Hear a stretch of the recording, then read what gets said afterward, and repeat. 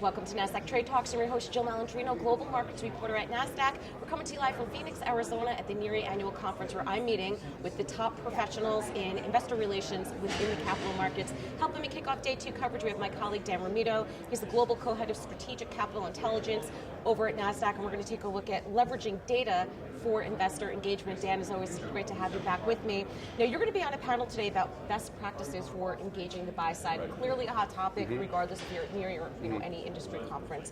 How has that role evolved over the past few years? It's funny, right? I mean, 6 years ago, if you were going to the IR community and saying, we have this amazing idea, you should proactively engage the buy side, we joked that we'd probably be chased out of this conference with pitchforks, right? But today, it's actually very much a standard practice because of a variety of the regulatory and macro environment. You know, whether or not MiFID II set this in motion, it's a conversation for another day, but the fact of the matter is the buy side is actually inherently changing how they're engaging with corporates, and corporates in turn have to adjust how they're engaging with the buy side. All right, now what about the sell side? Yeah, so the sell side have had a little bit of a hard time, but it's very important. I mean, I do want to make the point that there is sort of a thought of the sell side is quote unquote dying, and they're not.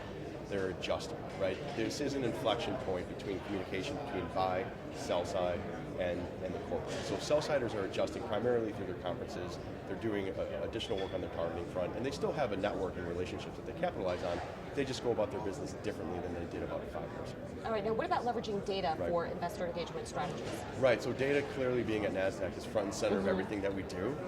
But in terms of where we have really focused the majority of our attention is studying interactions. The cliche now that it's the behavioral tendencies of individuals. So in the mass consolidation in the institutional world, it's just not enough to say, hey, I should meet with Fidelity or Janus Henderson or Valley Gifford. Under those institutional umbrellas, every individual who runs a distinct strategy and portfolio displays a very distinct tendency. So whereas the data used to focus on mutual funds and institutions, we're focusing from a behavioral standpoint on how an individual goes about their business by studying interaction. Let's talk about some trends. What are you hearing from your clients with the Strategic Capital Intelligence Group? Right, so in terms of trends, it kind of highlights what we're discussing, the emergence of bringing corporate in-house, or corporate access in-house and controlling the narrative. Once again, the explosion of behavioral finance in terms of what tendencies this person display and where does an investment thesis overlap with that. A lot of clients are expanding beyond their traditional standard or sector representation and focusing more on capital efficiency, the balance sheet, trading patterns, trading dynamics, pricing, and then in turn focusing on people, or pinpointing people, not funds or institutions, but actual people to display a tendency for getting in that sort of profile.